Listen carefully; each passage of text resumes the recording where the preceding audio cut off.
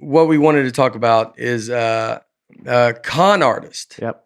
Con artist. Yep. And kind of what made us think of this. And some people might know this story. You did a thing in Sports Illustrated. Yep. Ironically enough. But you have some con stories. Some good con stories. Some good con stories. Yeah, totally. I mean, my con stories all involve sports, and then the article in Sports Illustrated that I wrote, it was back when it was all surrounded around like the Last Dance when Michael Jordan came out. When they came I think we all, because we all, and once you hear all the story about it, I think we were all calling you and texting you, being like, "Dude, like this is, it's like this is the time." It was wild. So I released these pictures that I had where there were all these pictures where my mom took had these pictures in a box. So I never shared them with anybody until the Last Dance came, and I first made an Instagram post, and then I sent them into Sports Illustrated for Kids once they found out about the story. But between the years of starting in like 92, 93, like that. Like NBA, NHL season, my dad and I started going to Madison Square Garden, and we'd go. And this was his idea initially because I was a subscriber to Sports Illustrated for Kids. He would say that I was a writer for Sports Illustrated for Kids, and he was my photographer. He wouldn't even go as my father. Yeah. And my dad was a con man in everyday life, but this was just like, to him, just a fun, con that he could do with his son. I love sports. He loved lying. We go, that was his thing. Like that was, we love comedy. He loves lying. Like, he's like, do you care? You asked him, do you care about the game? He's like, I care about getting in the game. That's what I love. Like, exactly. And so we would, he would do everything that, he was supposed to. He would reach out to whoever was head of PR at the Garden, let them know that, a reporter and a photographer for Sports Illustrated for Kids was going to head to the game. And when we would get to the Garden, we'd be there for shoot around or, for the Rangers or for the Knicks, and we'd have press passes waiting for us already. I would either be sitting in the press box, my dad, or like find a seat that would be like, by the glass or like very close to the court. My dad would always be taking pictures on the court. He would never even be sitting together. Obviously we didn't have a ticket, so everything would be free. He had to have a camera, like a real camera. He had a real camera. He looked professional. He had a vest and everything, had like, pockets for where we keep extra film. And my dad actually took good pictures. So it was kind of like he was living a life where like he was able to be an actual photographer, something that I'm sure he always wanted to be, but without actually having to like, go to photography school or, getting a job or applying for a job at Sports Illustrated. Yeah. So he would take these pictures. He would do everything that, he was supposed to. He'd take pictures of security guards and stuff. And then when we go back to the Garden, he'd show them the pictures. So he started becoming friends, and he had this way about him that, people were always very trusting in him. And so nobody ever doubted our story of us saying that we were Sports Illustrated for Kids because, one, he's with a kid. He has pictures. So he had a lot of like backup info that made it look so legit.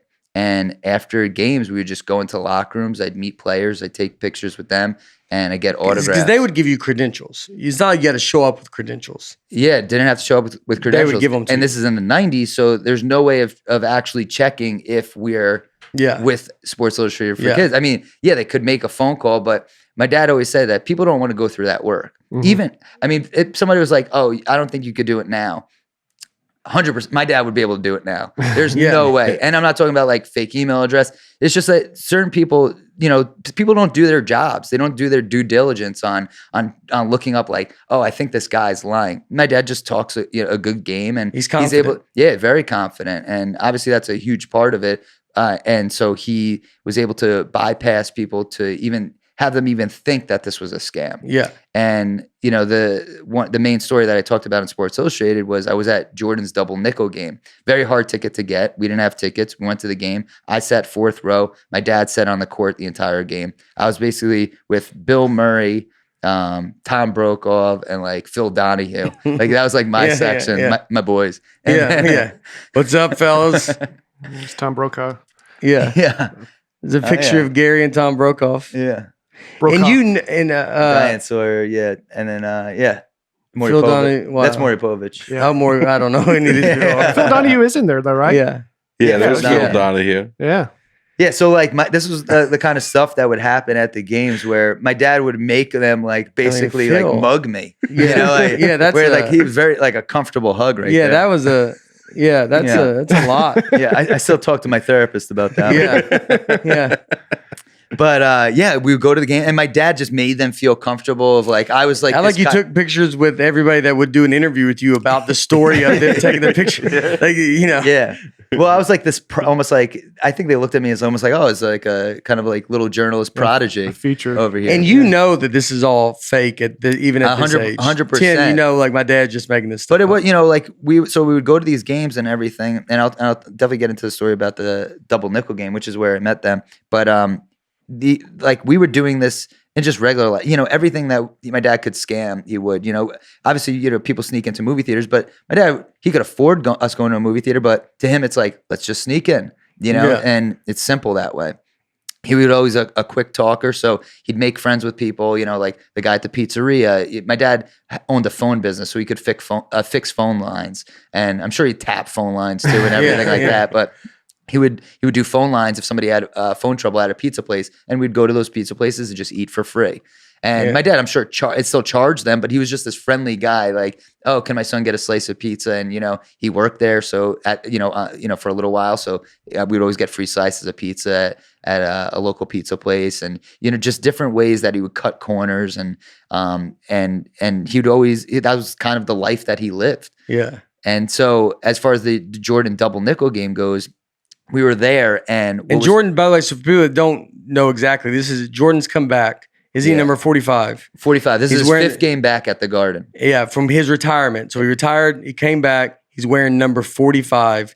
I mean, this is one of the more iconic. I mean, everybody's going to know what this is, but some people are younger and they don't remember Jordan. And this was a very iconic game in the Garden. He's always done very well in the Garden. And this was ended up being kind of his I'm back game. Yeah. And what's crazy about the Garden back in the heyday was celebrities would be there nonstop. They would go to the Knicks games. They had Patrick Ewing, John Starks, Charles Oakley. So like the Knicks were very, very good. And the Knicks playing the Bulls was an incredible rivalry. So this was an extremely hard ticket to get. And this is in 1995, and out of all the years that we've been doing probably about like 2.5, 3 years at this point, doing this scam. We never ran into anybody from Sports Illustrated for Kids, but at this game, the actual Sports Illustrated for Kids was there. And Sports Illustrated for Kids back then, they didn't have a kids reporter, so it was two adults. It was an adult writer and an adult photographer. You were making them more legit. I made them more legit, and it's more believable. Yeah. So we were there, and we were at shoot around, and my dad found out that the actual Sports Illustrated for Kids were there, and it didn't stop my dad. He actually made us go up to them, and we got like their business cards and everything. He didn't lead on that's what we were posing as. He just found, just had us meet, got their cards. I guess just so he always loved getting information. So getting information like, oh, this is who this is in case I see them again. But we then, sat where I sat in my fourth row seat. My dad sat on the floor. By the time the game ended, we just kind of bum rushed to security so we could get into the locker room before they could get in. Because everybody wanted to go in and interview Michael Jordan after he just scored 55 points.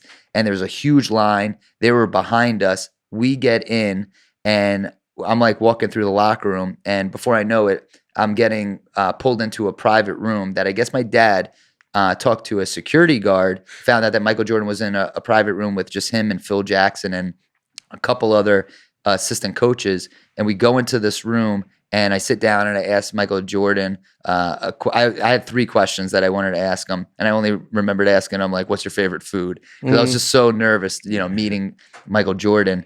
And we took a picture. And I was too scared to ask for an autograph. Biggest mistake of my life. And it's probably why my dad doesn't talk to me anymore. And I had feelers on. Michael Jordan was like, you got to go get you some Nikes. If I was now, I would have just been like, why don't you just give me some? Yeah. And then what was his favorite food? His steak. Steak, okay. And just like Nate. Yeah. That's the only question I've ever asked Nate, too. And I go out in the hallway. I meet Scottie Pippen. I had a picture with Phil Jackson, too.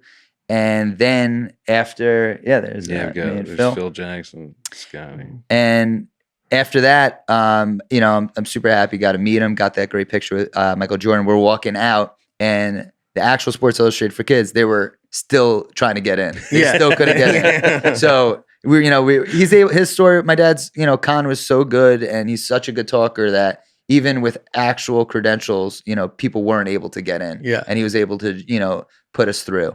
And it all came down to, him talking a good game, him being able to, show legitimacy in the pictures that we were able to have over the years, and people knowing us at the Garden. Like, people knew us there. Yeah.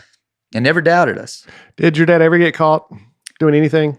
No, he had things, happen. Just little things that it was never, he would definitely be in court a lot, but but he never got caught. He always found ways where, say, if you were suing my dad, he would counter sue. And it just would, he knew the court system too. He would delay things where a lot of times people, being in court costs a lot of money for people. So my dad, not that he, had a ton of money, but he knew how to delay things and how to put things off. And when a lawyer's being put off, he's still charging that client for, if a lawyer calls you on the phone, he's charging you when he's talking to you. Yeah.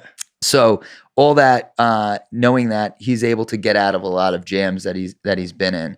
And, my dad would do slip and falls, and he'd do, fender benders where he's wearing a neck brace for a while.